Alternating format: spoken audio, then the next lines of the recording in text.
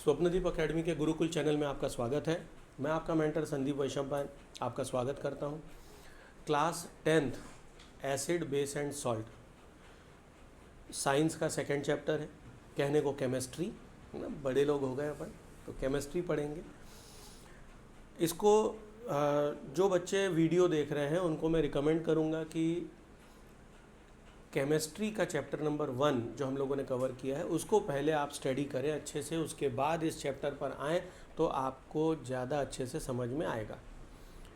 आइए अब हम लोग आगे बढ़ते हैं। ठीक है, देखिए बहुत सिंपल सा चैप्टर है लेकिन बहुत इम्पॉर्टेंट है।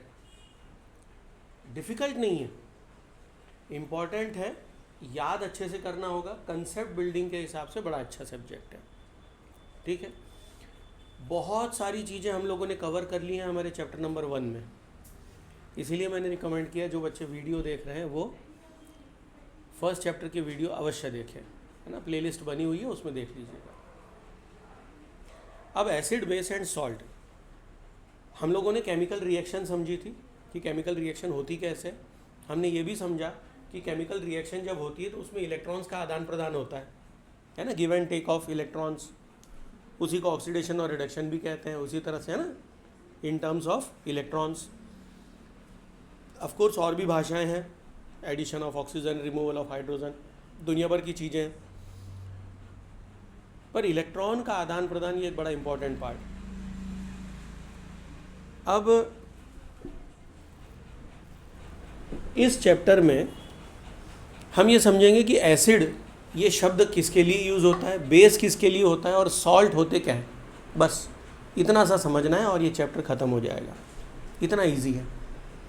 ठीक है, तो कहो तो 5 मिनट में ख़त्म कर दें चैप्टर, है ना, क्योंकि हमें समझना है एसिड क्या है, बेस क्या है, सॉल्ट क्या है, कहानी ख़त्म। जैसे अपन ने पहला चैप्टर ख़त्म किया था एक दिन में, है ना। मैंने बताया केमिकल रिएक्शन क्या होती है, केमिकल इक्वेशन क्या होती है, कहानी ख़त्म हो गई।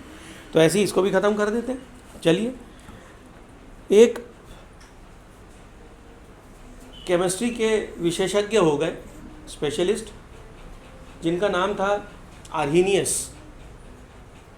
ठीक है, तो जो आर्हीनियस थे उनकी थ्योरी सबसे सिंपल और बेसिक थ्योरी थी। हमारे क्लास में इस साल कोर्स में वही है।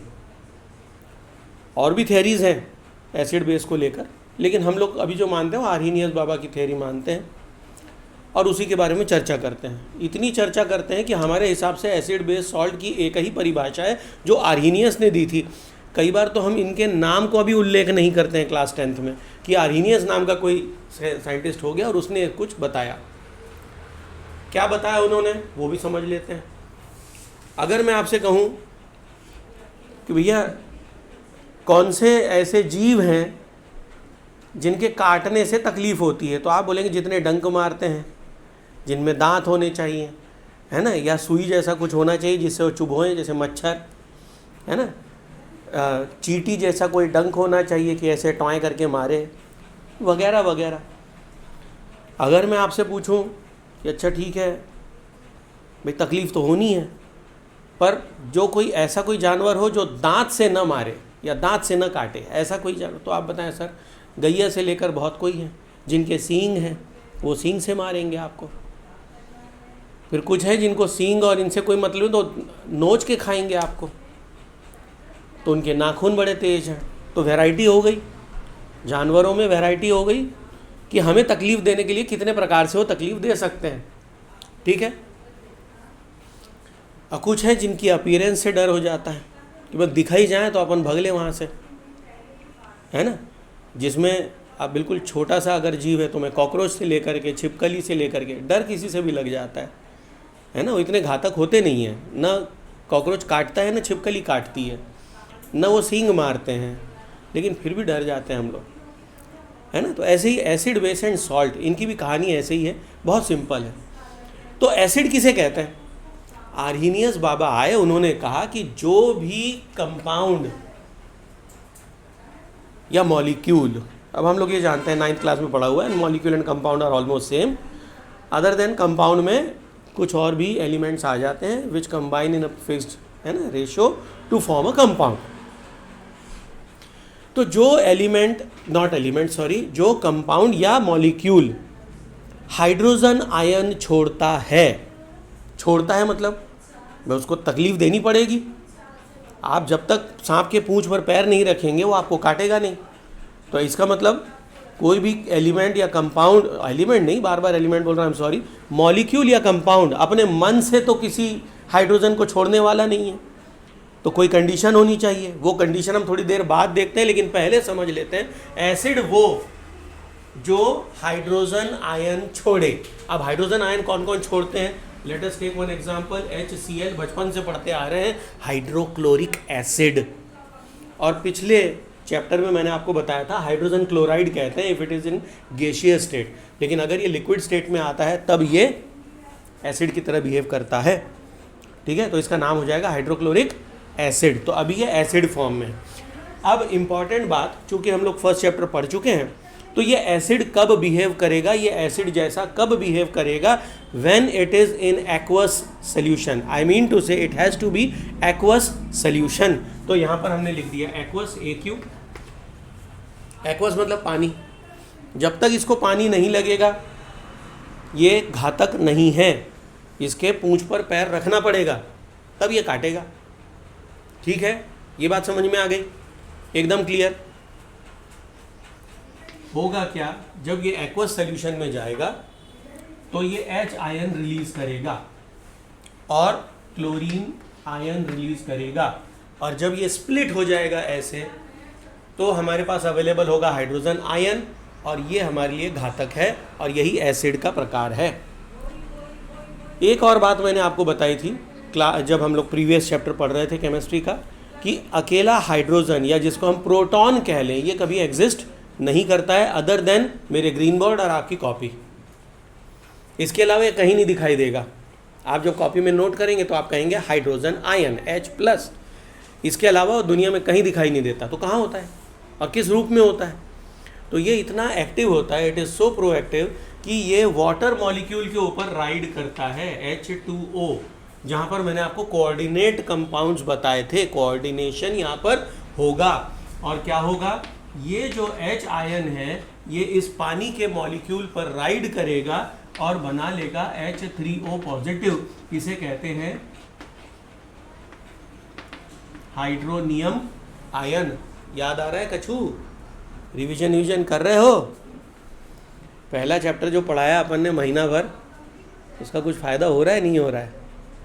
अरे रीडिंग करते हो कि नहीं? कुछ बोल ही नहीं, सब बिल्कुल सन्नाटे टाइप बैठे। पढ़ रहे हो? गुड, पढ़ो। जो नहीं पढ़ रहा है पढ़ो, क्योंकि अगर आप पढ़ेंगे नहीं तो कुछ फ़ायदा नहीं होने वाला है। ठीक है, आगे पार्ट पीछे सा पार्ट क्लास में बताएंगे, हाँ समझ में आ गया, घर गए सब साफ है ना, ऐसा नहीं। ओके, अब मैं हाइड्रोनियम आयन के ऊपर बहुत ज़्यादा चर्चा नहीं करूँगा। अगर मैंने कह दिया H आयन रिलीज हो रहा है तो आपको समझ जाना है कि यहाँ पर एसिड बन गया। और ये क्यों बना? Because it will ride over water molecule, मतलब पानी का होना जरूरी है तभी ये स्प्लिट होता है, अन्यथा ये स्प्लिट नहीं होता। तो इसको लिखने का तरीका हम लोग एक्वस लिख लेते हैं, यहाँ भी एक्वस लिख लेते हैं। मतलब ये दोनों कहाँ पर अवेलेबल है? These ions are available in water. ये पानी में अवेलेबल है और ये एक्वस सोल्यूशन बना है। ये बात समझ में आ गई? ठीक है, चलिए पहले तो इतना लिख लीजिए। टाइटल दे दो एसिड बेस सॉल्ट, आज की डेट डाल दो। अच्छा, और ये हाइड्रोनियम आयन बन जाता है और यही एसिड का प्रकार है। तो एसिड मतलब क्या है? H आयन रिलीज होना। ठीक है, H आयन का रिलीज होना, यही क्या है? एसिड की पहचान है। एक और एग्जांपल लिख लेते हैं। ठीक है, मान लीजिए H2SO4, ये एक्वस सोल्यूशन पानी में जाएगा और ये बनाएगा hydronium ion H+ and sulphate SO4। SO4 2 negative होता है। इसका मतलब ये कितने H आयन छोड़ेगा? 2। ये कितने H आयन छोड़ेगा? 2 आयन छोड़ेगा। अब हम लोगों ने केमिकल बैलेंसिंग वगैरह सीख ली है थोड़ी बहुत, हालांकि आयनिक बैलेंसिंग हमारे कोर्स में नहीं है, आयन्स को हम बैलेंस नहीं करते हैं, लेकिन अब इतना तो समझ में आता है ना, कि अगर H आयन रिलीज हो रहा है और सल्फेट आयन है तो सल्फेट इज़ -2, वैलेंसी उसकी -2 होती है, हाइड्रोजन की +1 होती है, तो 2 हाइड्रोजन तो रिलीज होंगे। ठीक है ना? Of course aqueous solution. तो अब समझाते समय हो सकता है मैं आपको एक्वस लिख के ना दिखाऊं, और हाइड्रोनियम आयन कैसे बनता है वो न दिखाऊं। ये दोनों चीज़ें अब मैं अवॉइड करूंगा, लेकिन आप अगर परीक्षा में आता है तो ये सारा आपको एक्सप्लेन करना है, ठीक है। एक्वस लिखे बगैर आपको आगे नहीं बढ़ना है। और दूसरी बात, हाइड्रोनियम आयन बनेगा तभी उसकी एसिड प्रॉपर्टी या कैरेक्टरिस्टिक दिखाई देगा। दोनों बातें क्लियर, राइट। अब सोच के बताओ, सल्फ्यूरिक एसिड खतरनाक है या हाइड्रोक्लोरिक एसिड खतरनाक है? खतरनाक कौन? सल्फ्यूरिक एसिड ज़्यादा खतरनाक है ना, ठीक है। ये बात समझ में आई, क्योंकि वो 2H आयन रिलीज कर रहा है, ओके। हालांकि कॉन्सेंट्रेशन नाम की एक चीज़ होती है जिसको हमें कंसिडर करना होगा, ठीक है, उसे भी हम समझेंगे। और एक एसिड हम लोग देखते हैं, इसका नाम है CH3COOH। इसको क्या कहते हैं, किसी को मालूम है? ये कौन सा एसिड है? अगेन एक्वस सोल्यूशन, और ये रिलीज करेगा एक H आयन, और इसको कहते हैं एसीटेट आयन, और ये हाइड्रोजन आयन सबको पता है, ठीक है। ये है एसिटिक एसिड, ये क्या है? This is acetic acid, okay okay.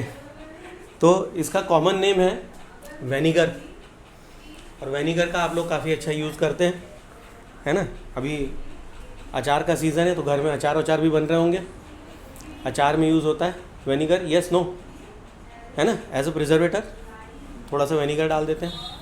और काहे में डालते हैं? दूध फाड़ने में, आपने अभी बताया थोड़ी देर पहले, दूध फाड़ने के लिए काम आता है, हाँ, मतलब पनीर बनाने में, ओके। और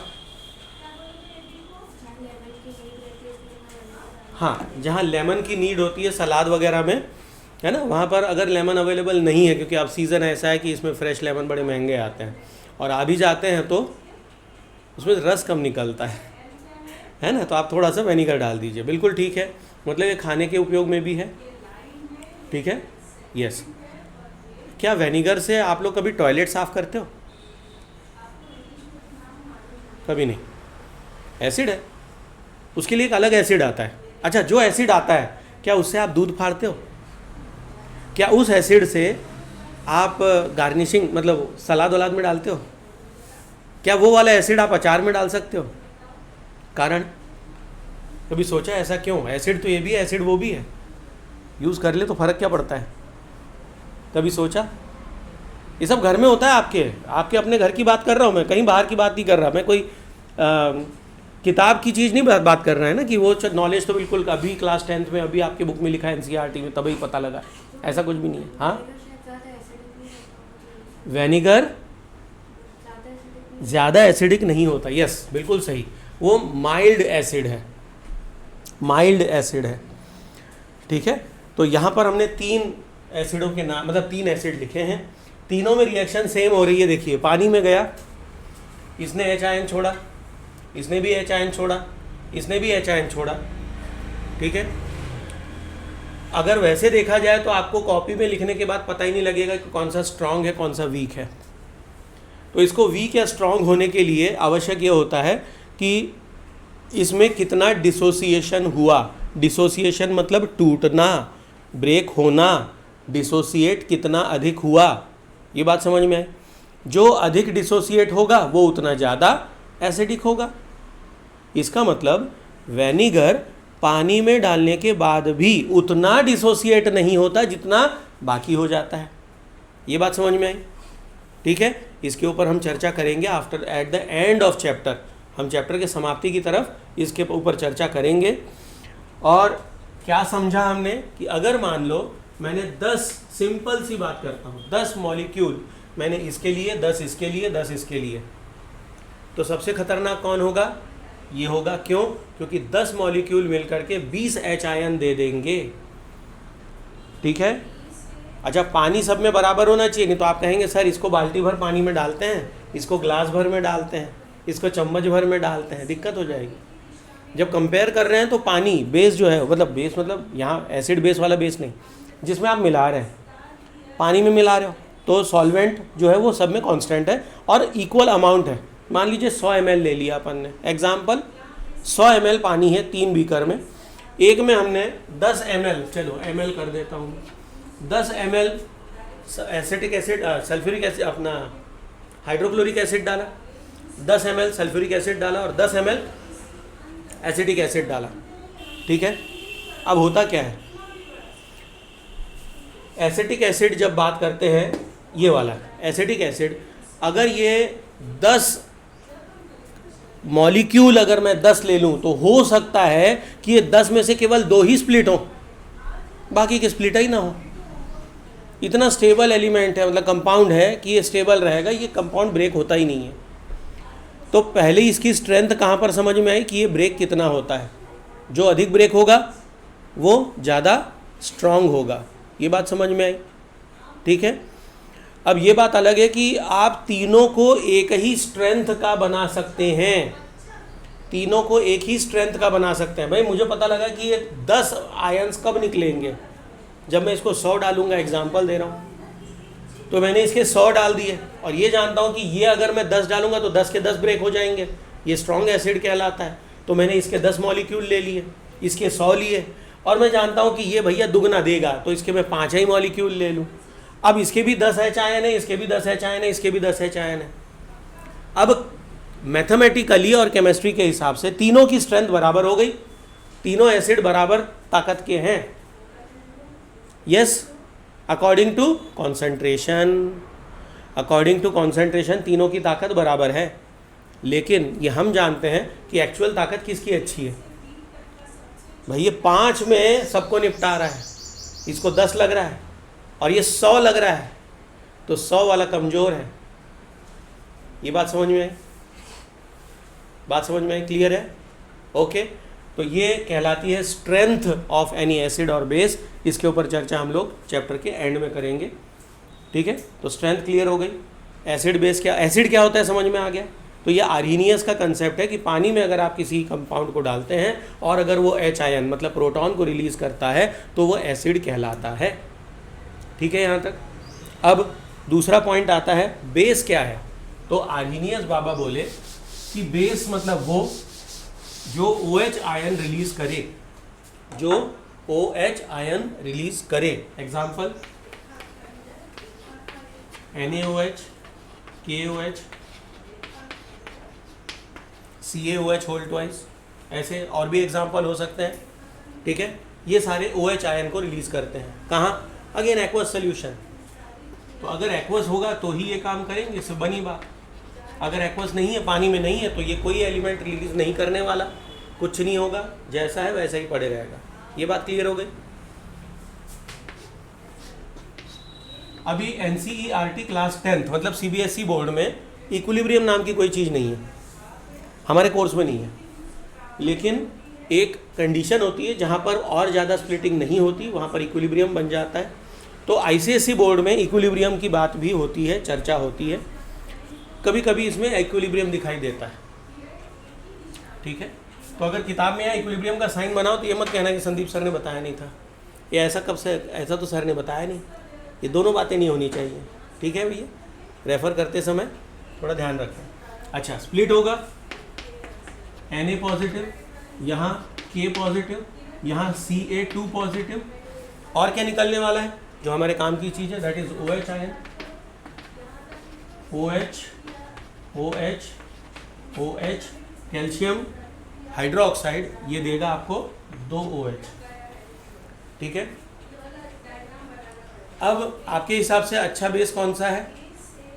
तीसरे नंबर का है ना, क्योंकि वो 2 दे रहा है। लेकिन पानी में जाने के बाद अगर मैं 10 मॉलिक्यूल इसके ले लूँ, इसके ले लूँ और इसके ले लूँ, तो क्या 10 के 10 स्प्लिट होंगे? आंसर इज नो, इसके 10 के 10 स्प्लिट नहीं होते हैं। ठीक है, ये थोड़े कम होते हैं।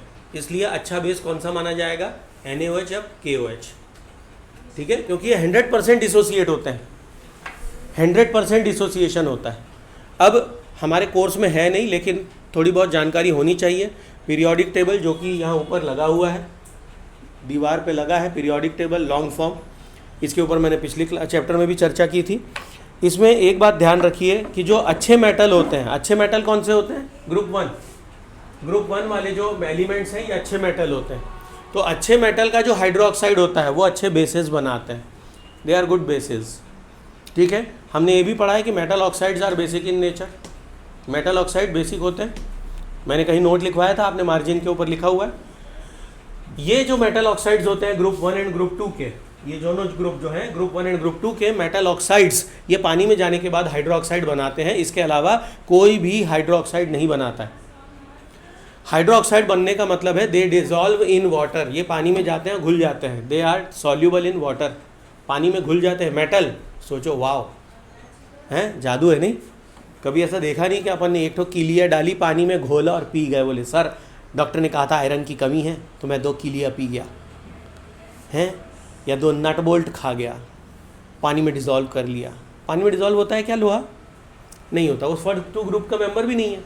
ग्रुप 1 ग्रुप 2 आप लोग पीरियोडिक टेबल देख रहे हैं, जो बच्चे वीडियो देख रहे हैं भैया आप लोग गूगल कर लेना पीरियोडिक टेबल। तो ग्रुप 1 एंड ग्रुप 2 के एलिमेंट्स जो होते हैं, जो मेटल्स होते हैं, उनके ऑक्साइड भी बेसिक है। Of course they are basic in nature and they form hydroxide when dissolved in water.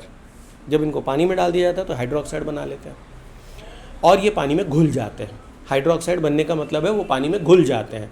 Oxide तो सारे बनते हैं, जितने मेटल है वो ऑक्साइड बन सकते हैं, लेकिन all metal oxides are not soluble in water.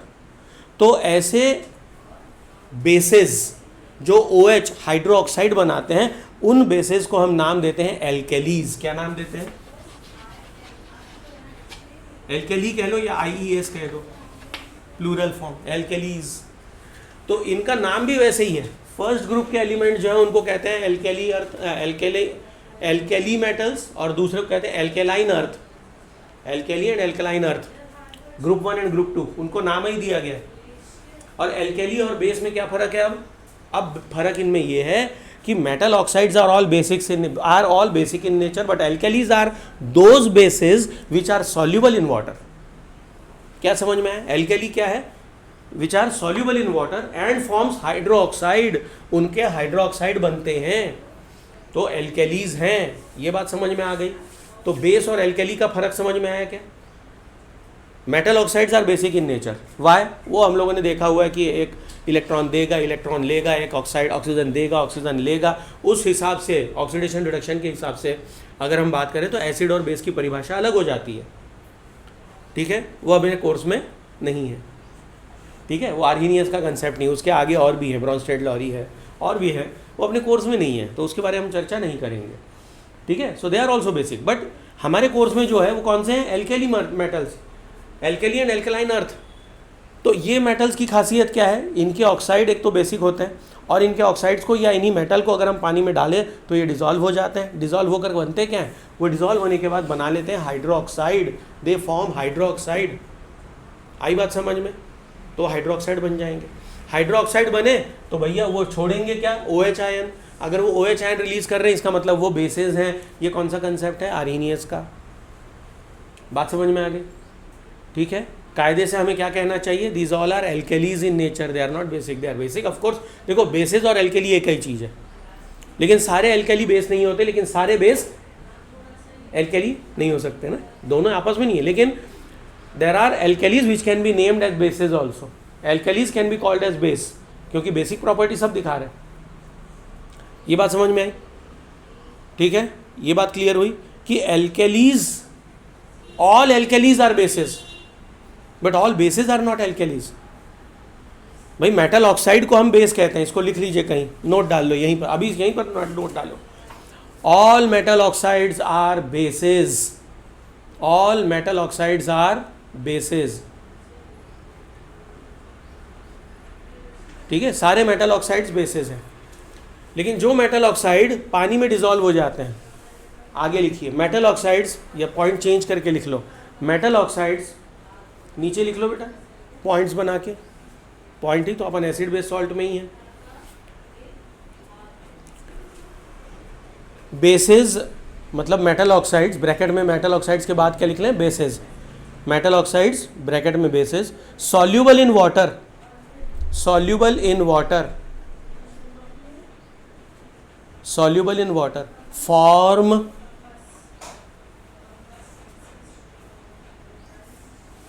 Form hydroxides, form hydroxide मतलब डिजॉल्व होकर हाइड्रोक्साइड बनाते हैं। ठीक है, पानी में घुल गया मतलब डिजॉल्व हो गया, डिजॉल्व हो गया मतलब वो हाइड्रोक्साइड में कन्वर्ट हो गया, वो हाइड्रोक्साइड बन गया। ठीक है, form hydroxides and are called alkalis, and are called alkalis.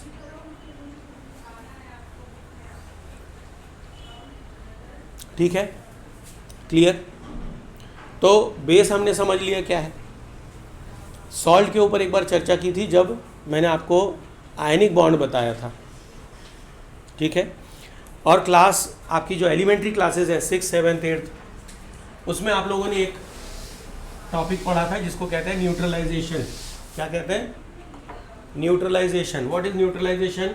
आप लोगों ने पढ़ा है, कोई भी एक एसिड ले लो, बाद में HCl ले लिया, कोई बेस ले लो, मान लो KOH ले लिया या NaOH ले लो। चलो, सबसे फेमस, सबसे पसंदीदा है ना, ट्रेंड में जो है NaOH ट्रेंड में रहता है। ऑफ कोर्स एक्वस, हाँ, अगर ये एक्वस नहीं है तो काम के नहीं है। तो इसका रिएक्शन क्या होता है, किसी को याद है? एसिड एंड बेस गिव्स, अरे बोलो दुष्टों, gives salt and water, gives salt and water, and this process is called as neutralization. तो ये न्यूट्रल क्यों हो रहा है? एसिड अपना एसिडिक प्रॉपर्टी छोड़ रहा है, बेस अपना बेसिक प्रॉपर्टी छोड़ रहा है, और एसिड और बेस मिलकर के सॉल्ट बना रहे हैं। ना तो सॉल्ट एसिड है ना बेस है, इसको कहते हैं न्यूट्रल हो गया। तो ये न्यूट्रलाइजेशन कहलाता है। बात समझ में आई नहीं आई? ठीक है, पानी में डालने के बाद क्या हुआ? एक्वस सोल्यूशन आयंस में स्प्लिट हो गया। हमारे पास कौन कौन से आयन अवेलेबल है, ये एक्सप्लेनेशन है। इसकी आपको अपने नोट्स के लिए आवश्यकता हो तो लिखिए, परीक्षा के लिए नहीं है। HCl जब एक्वस सोल्यूशन है तो पानी में जाकर ये क्या हुआ? H positive and Cl negative बन गया। NaOH जब ये एक्वस सोल्यूशन हुआ तो क्या हुआ? पानी में जाकर ये Na पॉजिटिव और OH नेगेटिव बन गया।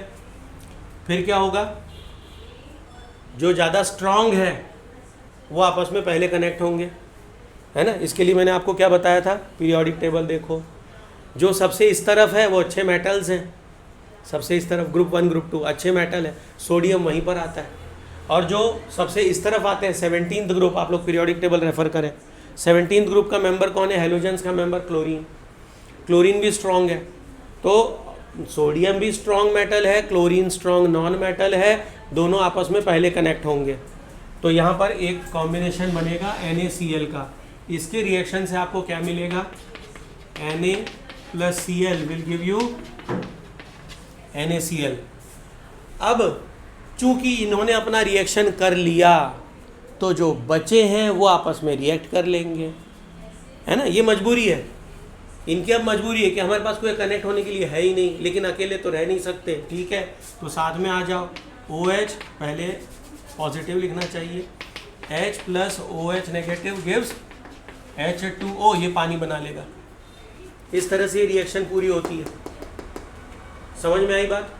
क्लियर सबको है भाई?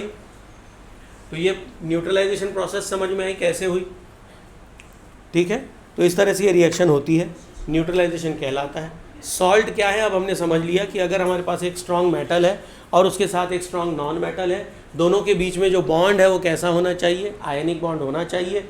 आयनिक बॉन्ड के ऊपर चर्चा हम कर चुके हैं पिछले चैप्टर में। जो बच्चे वीडियो देख रहे हैं, अगर आपको ये याद ना आ रहा हो या आपने अगर रेफ़र न किया हो तो कृपया कर आप पहले उस चैप्टर को कवर कर लें।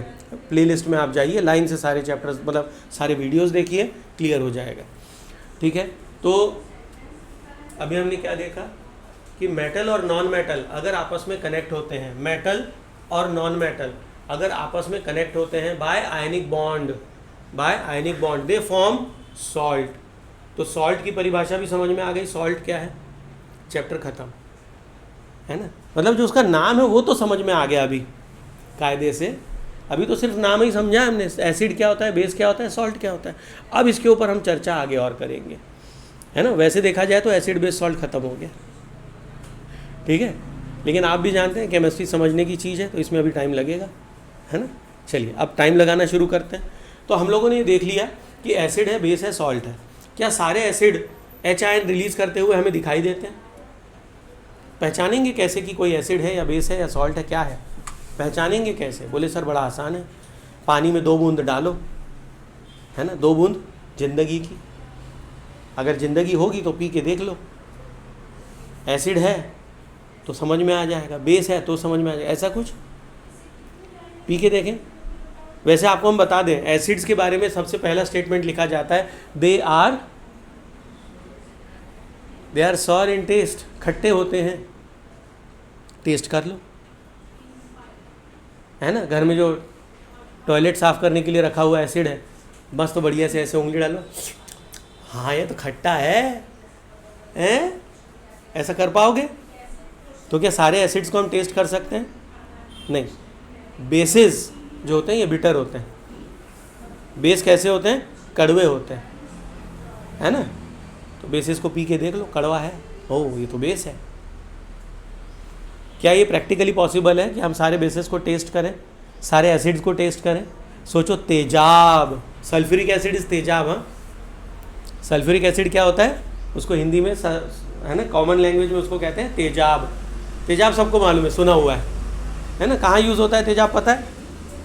बैटरी में, बैटरी में सल्फ्यूरिक एसिड यूज़ होता है सामान्यतः, जनरली, ठीक है। तो तेजाब और कहाँ यूज़ होता है? आइडिया है? सुनार की दुकान में कहाँ यूज़ होता है? गोल्ड और सिल्वर को साफ़ करने के लिए, एज ए क्लीनिंग एजेंट। अब क्लीनिंग मतलब क्या है? आप धोएंगे तो बड़ी सी बात है, ये थोड़ा सा ऊपर की लेयर डिज़ोल्व हो जाएगी तो मस्त चमक आ जाएगी, है ना। ऐसे कुछ आते हैं ना कंपाउंड, उसमें आप ऐसे ऑर्नामेंट्स को डालिए, बाहर निकालिए, चमाचम। देखा है कभी एडवर्टाइजमेंट ऐसा? तो आपको पता है आप कर क्या रहे हैं?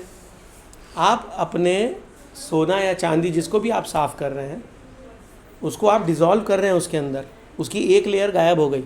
ज़्यादा देर तक डुबा के रखोगे और घोलते रहोगे तो थोड़ी देर बाद तो हाथ से ही छूट जाएगा, गायब हो जाएगा, पूरा डिज़ोल्व हो जाएगा। तो आप एक्चुअली अपना नुकसान कर रहे हैं, ठीक है। तो इसके लिए क्या करना चाहिए, किसी को पता है? बेस्ट तरीका, अगर सोने चांदी को चमकाना है घर में, तो इसका सबसे बढ़िया तरीका क्या है? तो मुझे लगता है मुझे वीडियो को क्लोज़ करना चाहिए, क्योंकि मैं कुछ नाम लूँगा प्रोडक्ट के, मुझे किसी की एडवर्टाइजमेंट नहीं करनी है। लेकिन बच्चों को भी पता होना चाहिए ना कि मैं किस बारे में बात कर रहा हूँ। तो थोड़ी देर रखते हैं और अपन इशारों में बात करते हैं, तो आप लोग भी समझने का प्रयास करिएगा। एक टूथपेस्ट की ऐड आती है, और बहुत ऐड आती है ना। और वो बाथरूम में ही पत्रकार घुस जाते हैं अंदर और कुछ सवाल पूछते हैं, क्या आपके टूथपेस्ट में कुछ है? एक सवाल पूछते हैं। ब्रांड समझ में आ गया सबको? उसका कृपया कर दांत मांजने में इस्तेमाल ना करें, ठीक है। आपके दांतों में जो कैल्शियम है उसको डिज़ोल्व कर देता है, दांत घिस जाते हैं, तो उसका प्रयोग तुरंत रोक दीजिए। उसका उपयोग क्या है? हमारे घर में आती है वो वाली टूथपेस्ट जिसमें वो होता है ना, वो वाली टूथपेस्ट हमारे घर में आती है। लेकिन क्यों आती है? ये सोना चांदी चमकाने के लिए, समझ गए? और इसका कोई उपयोग नहीं है। आई बात समझ में? यूज़ कौन सा करना चाहिए? अच्छा एक बात मेरे को बताइए, अभी थोड़ा प्रासंगिक भी है। अभी कई लोगों के मन में आया, अरे यार इतना अच्छा मौका था, हमला कर देना था, इसको वॉर में कन्वर्ट कर देना था, है ना, पीओके कैप्चर कर लेना था, ऐसी तैसी कर देनी थी, आज झंडे गाड़ देने थे। मन में आया था सबके, कुछ कुछ ऐसी बातें आई मन में। क्या हम लोग कर पाए? कर सकते थे या नहीं कर सकते थे? हम कर सकते थे। किया हमने? नहीं किया। क्यों नहीं किया? जब कर सकते थे तो किया क्यों नहीं? सोचा? इसके बारे में सोचा किसी ने? कि नहीं, बस गुस्सा आ गया, अगली बार वोट नहीं देंगे। गलत जा रहे हो आप। लोगों को प्रॉब्लम होती ना। देखो, वॉर का मतलब है प्रॉब्लम, वॉर का मतलब है प्रॉब्लम, है ना। वह मोदी जी के राज में कर लो या किसी और राज में, भाई मोदी जी का राज तो अभी शुरू हुआ है, उसके पहले 3 बार हमले हो चुके हैं। तो उस समय क्या लोगों को तकलीफ नहीं हुई थी? हुई थी, तकलीफ तो होगी भाई। ब्लैकआउट का मतलब क्या है? परेशान तो आपको भी होना पड़ा ना कि ब्लैकआउट, फिर हमने तो किया नहीं ढंग से, हम लोग तो फेल हो गए, हमारा शहर फेल हो गया ना उस मामले में। कहाँ अच्छा काम किया हमने? जब ब्लैकआउट का मौका था, जब सायरन बजा तो हमने ध्यान ही नहीं दिया, हम तो गाड़ी चला रहे थे हेडलाइट ऑन करके। तो हमने सहयोग दिया नहीं। अपेक्षा हमारी पूरी है कि नहीं नहीं, अरे मोदी जी उनको तो ये करना चाहिए, उनको वो करना चाहिए। आपने क्या करना चाहिए कभी सोचा? घरों की लाइट तो बुझाई आपने नहीं, है ना। तो पहले अपन देख लें अपन क्या कर्तव्य कर रहे हैं। अच्छा, अब मुद्दे की बात करते हैं। क्या आप चाहते हैं कि हमला हो? क्या आप चाहते हैं? हमला हो सकता है, कब हो सकता है उसका कारण बताइए, मतलब कंडीशन बताइए। भाई केमिस्ट्री में अपन यही सीखते हैं ना, कुछ भी करना है तो उसके लिए कंडीशन चाहिए। क्या आज भारत की वो कंडीशन है, पहला सवाल। और अगर वो हम चाहते हैं तो वो कंडीशन क्या होनी चाहिए? किस कंडीशन में मोदी जी ये निर्णय ले लेते कि ऐसी तैसी जाओ? वो तो कर ही रहे थे, हमने तो उन पर हमला किया ही नहीं था। हम तो आतंकवादी ठिकानों पर मार रहे थे, वो कूद के आए हमको काटने। उनको लगा हमने उनके पूंछ पर पैर रख दिया तो वो काटने आए हैं। हमने हमला किया था ना, हमने नागरिकों को मारा नहीं। वो तो उनके सैनिक कूद के सामने आ गए क्योंकि उनको तकलीफ होने लगी ना। उनके सगे वालों को लग गई ना, जिनकी मैयत में जाते हैं नॉनसेंस, है ना। वहां आपको यही समझ में नहीं आएगा सैनिक कौन है और आतंकवादी कौन है। और तो मैयत में भी सैनिक लोग घुस गए नहीं। वीडियोस आ रहे हैं, वायरल है, आप लोग मुझसे ज़्यादा जानते हैं, मैं क्या बोलूँ। और वीडियोस में और क्या बोला जाए, है ना। पर हम लोग हमला नहीं किए, क्यों? मोदी जी ने बहुत अच्छा डिसीजन लिया, ये हमले का टाइम नहीं था, है ना। क्यों? आप लोग इकोनॉमिक्स पढ़ते हैं, इकोनॉमिक्स है ना अपने कोर्स में, SST, history, civics, geography, economics. क्या कर रहे हैं? तो बेकार सब्जेक्ट है, कभी पढ़ लो तो समझ में आ जाएगा स्थिति क्या है। अभी भारत जो है ये 4th बड़ी इकोनॉमी है। कौन से नंबर की है? 4th। और हमला करने का मतलब है एक एक अगर तोप हम फोड़ते हैं, एक अगर बम फेंकते हैं तो एक बम की कीमत कितनी है आपको पता है? एक एक बम बनने में करोड़ों रुपए लग जाते हैं, एक बम बनाने में। जैसे आप लोग दिवाली में पटाखे छोड़ते हो ना, पटाखे फोड़ते हो, फोड़ना चाहिए, मैं उसके विरोध में नहीं हूँ, पटाखे फोड़िए। पर इस बात का एहसास रखिए कि जब आप ऐसे करके बत्ती जला रहे हैं तो बोला जैसी आवाज़ है ना बम, तो ये नहीं बोलना चाहिए फूटा, ये बोलना चाहिए 1000 गया या 500 गए, है ना। समझ में आ रहा है? आप कितने को आग लगा रहे हो देख लो, ये बात समझ में आई? तो आग लगानी चाहिए कि नहीं? जब आवश्यकता है तो लगानी, क्यों नहीं भैया? दिवाली नहीं मनाएंगे? अपन ने भी तो दिवाली मनाई थी, 9 जगह पर क्या किया था, दिवाली तो मनाई अपन ने, बम बम बम बम बम, ऐसी तैसी हम तो सेलिब्रेट कर रहे थे। लेकिन उन्होंने उसको गलत समझ लिया, उनको लगा हाय मेरे सगे वालों को तकलीफ दे दी, तो उन्होंने हमला कर दिया, है ना। तो वो तो ज़रूरी था, जो ज़रूरी है वो हम करते हैं। भाई पटाखे तो आते ही हैं, लेकिन ऐसा थोड़ी कि हम रोज़ पटाखे फोड़ते हैं। रोज़ पटाखे फोड़ते हो हर महीने? बोले सर कार्तिक नहीं, अब तो अभी वैशाख चल रहा है, उसमें भी फोड़ेंगे हम, हैं? हर महीने में फोड़ोगे क्या? नहीं, वो गलत हो जाएगा, सामने वाला भी सोचेगा पागल आदमी है कि नहीं। तो यही बात तो लोग सोच रहे थे यार, भारत ने हमला कर दिया तो गड़बड़ हो जाएगा, ये लोग पागल हमला कर रहे हैं, क्यों कर रहे हैं? एक एक मिसाइल मतलब सोचो कितना करोड़ों रुपए का नुकसान। और अभी हमें क्या चाहिए? Growth in economy. और ग्रोथ इन इकोनॉमी कब होगी? इस विषय पर मुझे आना था, वो जो मैंने टूथपेस्ट की बात की तो उसके बाद मुझे इस विषय पर आना था। इकोनॉमी ग्रो कब करेगी पता है आपको? 2 कंडीशन। अगर आप फॉरेन के प्रोडक्ट इस्तेमाल करते हैं, बाहर के प्रोडक्ट इस्तेमाल करते हैं, तो उनको पहले बनाना सीखो, अपने देश में प्रोडक्शन हाउस खोलो। नहीं समझ में? भारत में उत्पादन करो, ठीक है, तो भारत ग्रो करेगा। आप यूज़ करो ना, हम रोक थोड़ी रहे, है ना। आप अच्छे वाला मोबाइल यूज़ करो, अच्छा वाला लैपटॉप यूज़ करो, अच्छा वाला साबुन यूज़ करो, अच्छा वाला टूथपेस्ट यूज़ करो, लेकिन अपने देश में बनाओ, अपनी इंडस्ट्री में, अपने फैक्ट्रियों में बनाओ, और केवल अपने देश के लिए मत बनाओ, तो यहाँ से विदेश में भेजो। इसको बना दो प्रोडक्शन हाउस, भारत को बना दो प्रोडक्शन हाउस, कि आप जो मोबाइल यूज़ करना चाहते हैं करिए, वो मोबाइल हम बनाएंगे, विदेशों में भी जाएंगे, मेड इन इंडिया।